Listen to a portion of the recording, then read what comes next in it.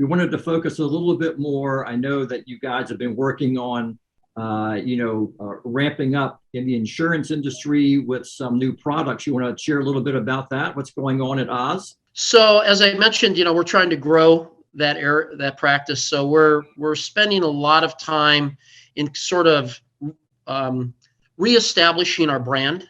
Mm-hmm.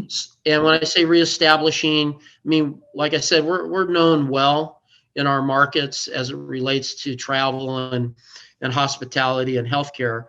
But we want to, kind of expand that from a property and casualty insurance perspective. Gotcha. And so engaging in a lot of, conventions, Mm-hmm. really in providing some thought leadership, whether that's white papers or articles. Right. We are launching probably our insurance accelerator, Okay. which is, more a way to engage with clients on sort of a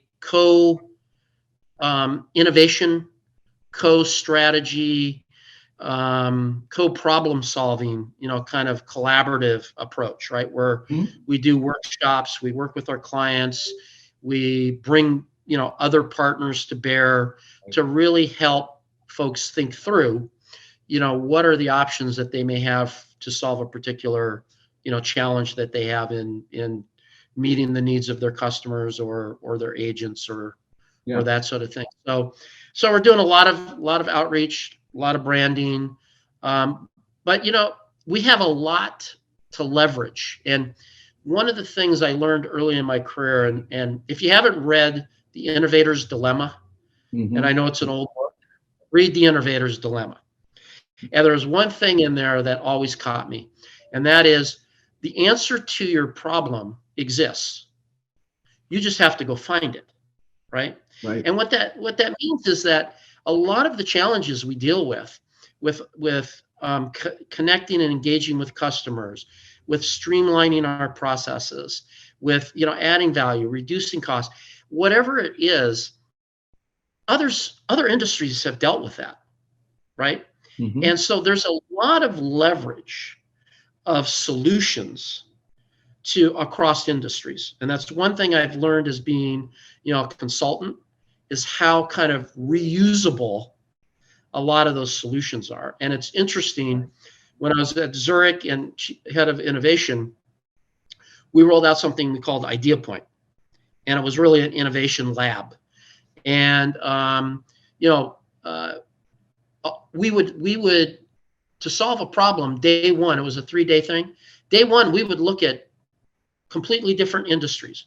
We'd examine how bees build beehives and how they colonize, for example. I mean, that's just one example that's totally off the wall. But the whole idea was get you out of your industry, get you out of your problem, look at how, other industries or just other communities, engage, operate, and deal with similar problems to help you from an ideation standpoint, think differently. Right. And then take those thoughts to how can you apply that to your business. And so I think there's a lot that we've got in integration, we've got in digital transformation, we have, in, analytics to be able to help our customers, our insurance customers with their transformations. Wow. And I've been, doing a little research myself. I see some of this branding and marketing and thought leadership through Facebook, through the web, through LinkedIn. So I'm sure this is going to be a really exciting time for you and Oz Digital Consulting. Yeah, we're very excited about it. Absolutely. Okay, Mark. So we were talking about, if you could talk to the, MBA student of yourself some years ago, what kind of advice, now that you've been through the industry this many years, what kind of advice would you give to yourself, all those years ago? Would you, we know that you started from a cocktail party perspective and talking to a partner at Anderson Consulting. So would you, for our students, would you say, follow the passion, follow the money, combinations of both? What's your advice to our students? Um, well, I would say follow the passion. I think the money comes, based upon the fact that, if you're passionate about what you're doing, you love what you're doing, you're going to be fully engaged and you're going to be successful. Now, success, money, I guess, is part of that. Health, happiness, Right. enjoying what you do, the contribution you make. I mean, those things are all important. But, for me, I thought, I was a biochem major. I thought I was going into medicine. Mm-hmm. And, then as, I decided for various reasons, I'm not sure yet, I'm going to explore other things. Sure. So, I do think you have to be happy with what you're doing. And I think you have to evolve. Mm-hmm. I think that's really important. One of the things from a money standpoint, I think the most important thing I recommend is make sure you're financially literate. Right. Wealth isn't coming from your job. Wealth is coming from, how you spend the money you make, how you invest the money you make. And there's nothing I can stress more than educate yourself and be financially literate, Right. and understand how to have investments out there and understand how to manage risk. I think that on the financial side is most important. I think for a lot of people, I recommend management consulting, to be honest with you. Mm-hmm. It's a great way to get engaged in business. You're never going to be bored. In your first 5 years with a management consulting firm, you're going to get exposed to probably a lot of industries, even though you can specialize if you want. And you're going to learn faster there. Mm-hmm.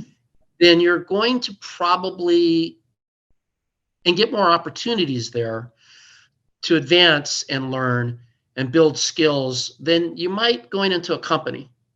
I want to be careful about how I say that, but not every company is the same. But sometimes you move into a particular job and there's a very clear career path, and right. You'll do the same thing for a year or 2 years or 3 years, and then you'll move on. Consulting is very dynamic, and I think it's a great place to start a career and help you understand what, if your passion isn't clear, that's going to help you figure out what you really like to do and what you don't like to do, what industry you want to be in, and where you want to be engaged, technology or business or marketing or HR or finance or whatever it is. So I can't stress that enough. And I think the other thing is you've got to be a lifelong learner. And I know everybody says that, right. But I've gone to classes at MIT multiple times.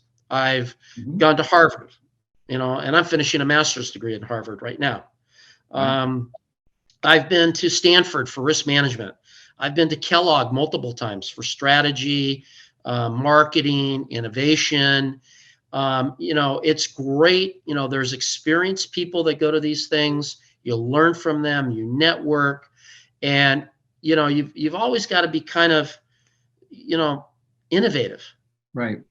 In this world, you always have to be pushing yourself to think differently, to think ahead, to think about what's possible, and to build new skills and new perspectives. So I think to advance your career, you've really got to have that, that kind of mentality of just constantly being thirsty for knowledge, for learning, and pursue it in those areas that, you're interested in. But I think that's had a lot to do with my career. I probably would not have gotten some of the roles I got without having done that. Right. Right. And then being able to, display that, if you will, to the people, that I was working for and working with. Right.